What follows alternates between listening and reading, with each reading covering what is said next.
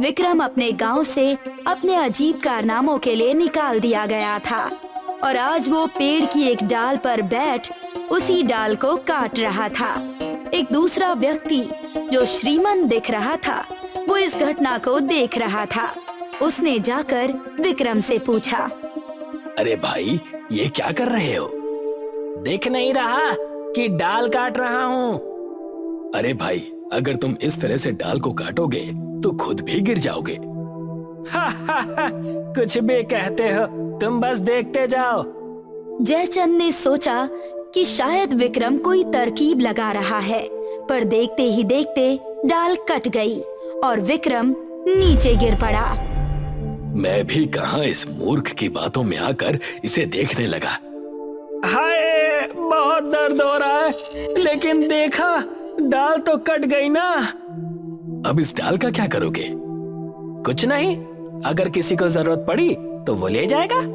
अब मैं चला, मुझे राजा से मिलना है, बहुत जरूरी काम है। अच्छा, क्या काम है? तुम्हें क्यों बताऊं? राजा और मेरे बीच की बात है। ये कहकर विक्रम राज्य की तरफ बढ़ने लगा और जयचंद उसके पीछे पीछे जाने लगा। जैसे ही विक्रम ने राज्य में पैर रखे, वैसे ही वहाँ वर्षा शुरू हो गई। देखा कैसे मैंने आते ही वर्षा करा दी। मूर्ख, वर्षा अपने समय से हुई है, तुम्हारे आने से नहीं। पास ही के खेत में कुछ लोग थे। उन्होंने ये देखा और विक्रम के पास आकर कहने लगे, प्रभु, कौन है आप? इस जगह पर 1 वर्ष से वर्षा नहीं हुई और आपके आते ही वर्षा शुरू हो गई। धन्य है प्रभु, आप धन्य हैं। आपके दिव्य चरण इस गांव में पड़ते ही हमारे तो भाग्य खुल गए। आप इसी गांव में रहिए और कहीं जाइएगा नहीं।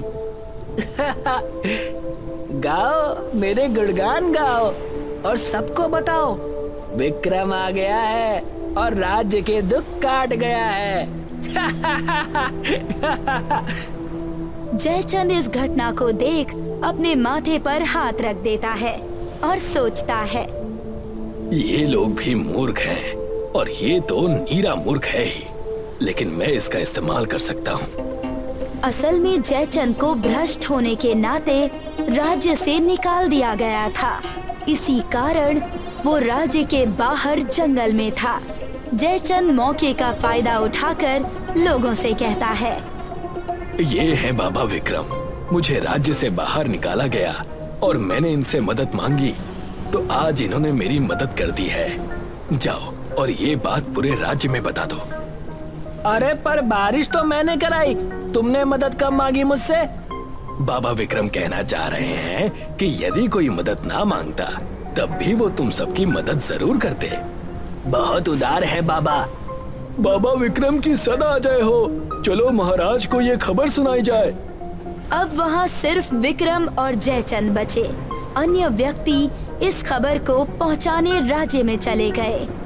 बाबा विक्रम, कहा मेरे भक्त जी, आप अपने इस अनन्य भक्त को बताएं कि आप महाराज को किस कारण मिलने आए थे। अब जब मेरे परम भक्त ने पूछा है तो बताता हूँ। उनकी पुत्री का विवाह होने वाला है और मैंने सुना है कि जो उनकी कन्या को शास्त्रार्थ में हरा देगा वो उसी से विवाह करेंगी। अच्छा, तो आप उनसे शास्त्रार्थ में जीतकर उनसे विवाह करने आए हैं। बहुत ज्ञानी हो, मेरे बिना बताए ही समझ गए। एकदम मूर्ख है, अभी खुद ही बताया और अब कहता है कि बिना बताए ही समझ गया। छोड़ो, वैसे भी मुझे तो बस अपना काम निकालना है। चलो अब राजा के पास चलते हैं। आप क्यों जाते हैं? आप तो बड़े ही बुद्धिमान और दिव्य व्यक्ति हैं। आपका संदेश लेकर आपके इस भक्त को जाना चाहिए। सही कहते हो। जाओ भक्त और राजा से कह दो कि मैं शास्त्रार्थ करने आ रहा हूँ। जो आ गया बाबा विक्रम। ये कहकर जयचंद वहाँ से सीधे राजमहल पहुँच गया। राजा की दरबार लगी थी और राजा के कानों तक विक्रम और जयचंद की खबर पहुँच गई थी। जैसे ही जयचंद दरबार में पहुँचा, उसने गुहार लगाई। महाराज आदित्यनाथ की जय हो, महाराज आदित्यनाथ की जय हो। महाराज, मैं तो वन में बिना किसी आशा के घूम रहा था कि तभी बाबा विक्रम ने मुझे एक नई आशा, एक नई उमंग दे दी। मैंने भी सुना है कि उनके दिव्य चरण पड़ते ही गांव के भाग्य खुल गए। इस बार मैं तुम्हें क्षमा करता हूँ, क्योंकि गांव की विपत्ति दूर हुई है और हर्ष का माहौल है। महाराज, बाबा विक्रम ने कहा है कि ये वर्षा उनकी तरफ से आपके राज्य को एक भेंट स्वरूप है। हम आभारी हैं। और क्या कहा उन्होंने? उन्होंने कहा कि राजकुमारी जी को वो शास्त्रार्थ में हराकर उनसे विवाह करेंगे। वो बहुत ज्ञानी होंगे, पर बड़े बड़े विद्वान मेरी बेटी से नहीं जीत पाए हैं। ठीक है, तुम उन्हें आज ही ले आओ। अब सारी चीजें जयचंद के अनुसार हो रही थी। उसका षड्यंत्र सफलता की कगार पर था। कुछ दिन बीता और समय आ गया था। जयचंद विक्रम को लेकर शास्त्रार्थ के लिए पहुंचा। वहां राजकुमारी मंदरा, राजा आदित्यनाथ और एक नया मंत्री किशन भी था। स्वयंवर का शास्त्रार्थ शुरू किया जाए। क्षमा कीजिएगा महाराज, लेकिन बाबा विक्रम का कुछ कहना है। आप वो पहले सुन ले, फिर ये स्वयंवर शुरू किया जाए। कहिए, क्या कहना चाहते हैं आप? विक्रम मौन रहा। ये देख मंत्री ने किशन से पूछा, कहीं मौन व्रत तो धारण नहीं कर लिया है आपके बाबा ने? बिल्कुल सही समझे आप मंत्री जी। आज बाबा का मौन व्रत है, इसीलिए वो बिना बोले यानी मौन होकर सिर्फ इशारों में शास्त्रार्थ करेंगे। बाकी अगर राजकुमारी चाहें तो वो आम तरीके से कर ले। आप किसी भी तरह से शास्त्रार्थ करें, हमें कोई दिक्कत नहीं। और जिस ढोंगी को यहाँ लाकर बिठाया है, उन्हें जैसे शास्त्रार्थ करना है वैसे करने दीजिए। ये सुनकर विक्रम के चेहरे के रंग उड़ गए और उसे काफी गुस्सा आया। उसने अपनी आंखें गुस्से में बड़ी कर ली और मुंह फुला लिया। बाबा विक्रम बहुत गुस्से में हैं। आप ढोंगी ना कहें, वरना वो वर्षा का भेंट वापस ले लेंगे और इस राज्य में कभी बरसात नहीं होगी। विक्रम तेजी से सिर हिलाता है। पुत्री, अपने शब्द वापस ले लो। लोगों की आस्था इस समस्या से जुड़ी हुई है और अगर इन्होंने वर्षा बंद कर दी तो बड़ी परेशानी हो जाएगी। ठीक है पिताजी, क्षमा कीजिएगा। ये सुनकर विक्रम मुस्कुराने लगा और संतोष में सिर हिलाने लगा। 3 सवाल पूछे जाएंगे राजकुमारी की तरफ से और उन प्रश्नों का उत्तर बाबा विक्रम देंगे। यदि वो तीनों प्रश्नों के उत्तर दे पाए या राजकुमारी के तथ्यों को गलत साबित कर दिया तो जीत विक्रम की होगी और ना कर पाए तो राजकुमारी की।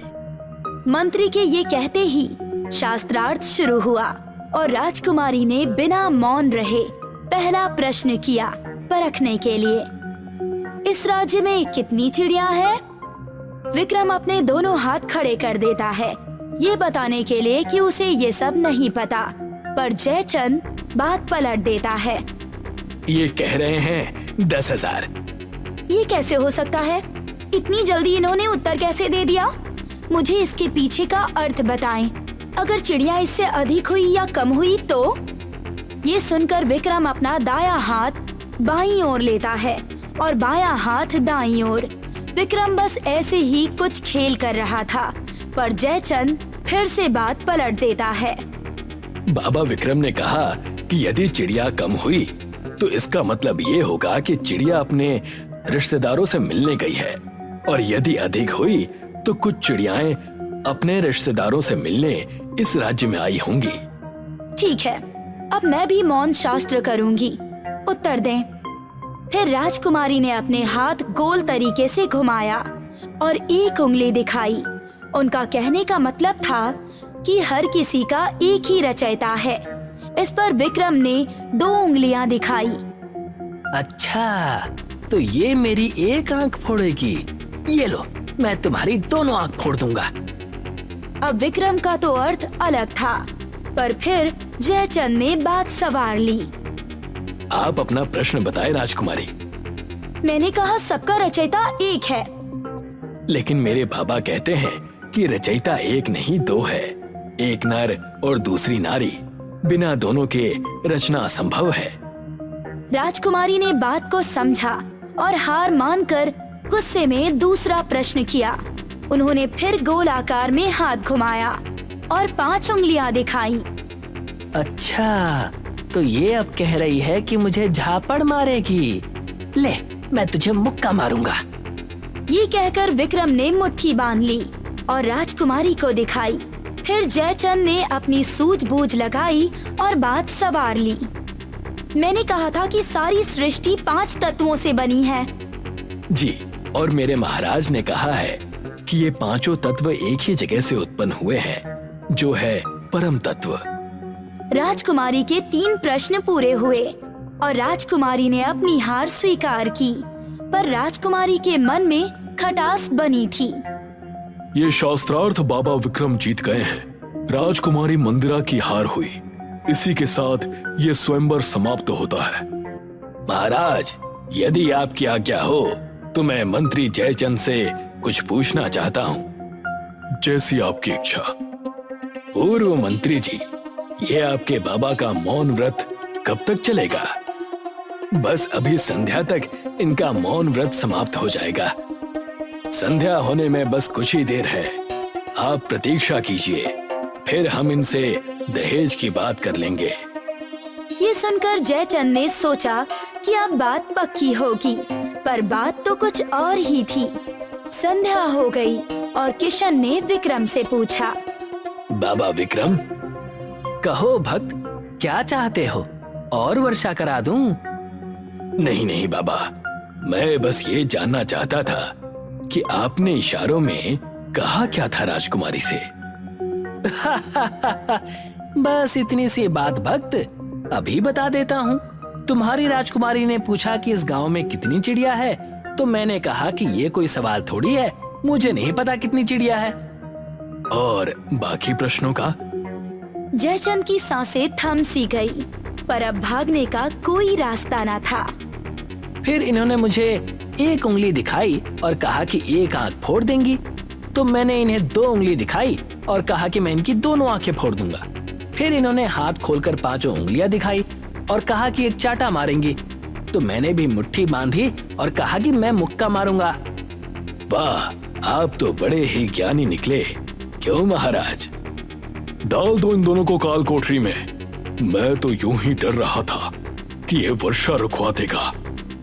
महाराज, ये तो वही बात होगी बूढ़े खजूर वाली, जहाँ खजूर बूढ़ा होकर गिरने वाला था, लेकिन कौवा आकर डाल पर बैठ गया तो लोग कहने लगे कि कौवे ने खजूर गिरा दिया। महाराज, क्षमा करे, क्षमा करे। मेरी पुत्री का विवाह इस मूर्ख से करा रहा था। पाखंडी, अब तुझे कभी रिहा नहीं किया जाएगा। सैनिक आकर दोनों को वहाँ से ले गए और विक्रम अभी भी नहीं समझ पाया कि हो क्या रहा है और हंसते हंसते काल कोठरी चला गया। योगी एक फॉरेस्ट ऑफिसर था। उसकी पोस्टिंग तमिलनाडु के नेलागोंडा जंगलों में हुई थी और इन्हीं जंगलों में लाल चंदन के झाड़ भी पाए जाते थे। मेरे यहाँ रहते हुए कोई भी लाल चंदन के पेड़ों की चोरी नहीं कर सकता है। जी सर, पर वो वर्धा राजन हर बार कोई नया रास्ता ढूंढ लेता है लाल चंदन के पेड़ों को चुराने का। अब मैं आ गया हूँ ना, अब वो इस जंगल से एक भी लाल चंदन का पेड़ चुरा नहीं पाएगा। अब से मैं खुद डे एंड नाइट पेट्रोलिंग करूंगा। और वैसे भी चेक पोस्ट पे जिस ऑफिसर की ड्यूटी है, मुकेश, वो भी बहुत ईमानदार है। मुझे उससे बात करनी होगी। ठीक है सर। चलो चेक पोस्ट से चलते हैं। हवालदार फॉरेस्ट ऑफिसर योगी को चेक पोस्ट पार ले आया। Hello sir, good morning. बहुत नाम सुना है सर आपका, आज पहली बार देख रहा हूँ। थैंक यू, मैंने भी तुम्हारी ईमानदारी के किस्से सुने हैं। Thank you sir. हमें गाड़ियों की जांच और बढ़ानी होगी। अब भी लाल चंदन की तस्करी हो रही है। ऐसे ही चलता रहा तो लाल चंदन देखना भी मुश्किल हो जाएगा मुकेश। सर, मैं जानता हूँ इन सबके पीछे वो वरदराज है, तो तुम उसका कुछ करते क्यों नहीं? सर, वो इन्हीं जंगलों में पला बढ़ा है, जंगल का कोना कोना जानता है। जब भी हम उसे पकड़ने दौड़ते हैं वो जंगलों में गायब हो जाता है। कम से कम हम लाल चंदनों को इस चेक पॉइंट से बाहर जाने से तो रोक ही सकते हैं ना? जी सर, मैंने और फोर्स की मांग की है। अगले हफ्ते से और 2 हवलदार इस चेक पॉइंट पे होंगे। उम्मीद है अब लाल चंदन की तस्करी बंद हो जाएगी। हम मिलकर करेंगे तो जरूर होगा। उस दिन से फॉरेस्ट ऑफिसर खुद दिन में काई पर जंगलों में पेट्रोलिंग का काम करता था। खास करके रात के समय। यहाँ जंगल के भीतर डेरा जमाए वर्धराजन को योगी के आने की खबर मिल गई। भाई, वो योगी जंगल में दिन रात पेट्रोलिंग कर रहा है। अब हम कैसे लाल चंदन का पेड़ काटेंगे? हर समस्या का एक समाधान होता है छोटे। वर्धराजन ने स्वामी के कान में कुछ कहा। फिर रात के अंधेरे में स्वामी फॉरेस्ट ऑफिसर के ऑफिस के बाहर पहुंचा। वो किसी का इंतजार कर रहा था। कुछ देर बाद गार्ड वहां पहुंचा। भाई ने तेरे लिए मिठाई भेजी है और इसके बदले बस हमें समय समय पर इत्तला करते रहना। तुझे हर हफ्ते अपनी मिठाई मिल जाएगी। वाह, भाई को शुक्रिया बोलना। हाँ ठीक है। स्वामी खुशी खुशी अपने अड्डे पर लौटा और वर्धराजन को सब कुछ बता दिया। अब देखते हैं वो फॉरेस्ट ऑफिसर अपना क्या बिगाड़ता है। हाँ भाई। उस रात से वर्धराजन और उसके आदमियों ने लाल चंदन के पेड़ों को काटना शुरू कर दिया और यहाँ गार्ड मैसेज करके वर्धराजन को फॉरेस्ट ऑफिसर की लोकेशन बताया करता था। जिस समय फॉरेस्ट ऑफिसर दक्षिण की दिशा में जाता तो वर्धराजन के आदमी उत्तर की दिशा में लाल चंदन के पेड़ काट रहे थे, और जिस समय योगी उत्तर की दिशा में पेट्रोलिंग करता वो दक्षिण की दिशा में पेड़ काटने लगे। ये सिलसिला कई दिनों तक चलता रहा। एक दिन की बात है, उत्तर की दिशा से वर्धराजन के लड़के लाल चंदन का पेड़ काटकर निकल गए थे। फिर जब योगी वहां पहुंचा तो उसका ध्यान उस ताजे कटे हुए पेड़ के तने पर गया। ऐसा लग रहा है कि ये पेड़ आज ही कटा है, पर मैं इतने देर से पेट्रोलिंग कर रहा हूँ तो कैसे कोई मेरे आंख के नीचे से ये लाल चंदन का पेड़ काट सकता है? जरूर कुछ गड़बड़ है। योगी ने कुछ नहीं कहा और जीप में बैठकर दक्षिण की दिशा में चलने लगा। जब वो यहाँ पहुंचा तो यहाँ भी उसने ताजे कटे हुए पेड़ों के तने दिखे। ये तना भी आज ही कटा हुआ है, मतलब अब भी वर्धराजन लाल चंदन के पेड़ों की चोरी कर रहा है। मुझे ये सब जल्द ही रोकना होगा। गाड़ी चेक पोस्ट पर लो। योगी जीप में बैठ गया और गार्ड ने गाड़ी चेक पोस्ट की ओर ले ली। क्या हुआ सर, आप बहुत टेंशन में लग रहे हैं। मुझे तुमसे अकेले में बात करनी है। जी सर, आइए ना, अंदर बैठकर बात करते हैं। चेक पोस्ट की छोटी चौकी में बस फॉरेस्ट ऑफिसर योगी और इंस्पेक्टर मुकेश थे। बोलिए सर, यहाँ हमारी बातें कोई नहीं सुन सकता।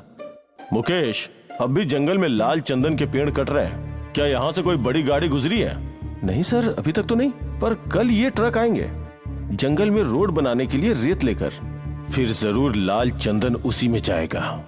कल मैं किसी भी हालत में उस ट्रक को इस चेक पोस्ट से बाहर जाने नहीं दूंगा। हाँ, और मैं उस वर्धराजन को पकड़ कर रहूंगा। ठीक है सर। यहाँ जंगल में वर्धराजन अपने अड्डे पे योजना बना रहा था। कल रेत वाली गाड़ी सारे लाल चंदन के झाड़ भरकर बाहर ले जाना है ना? नहीं।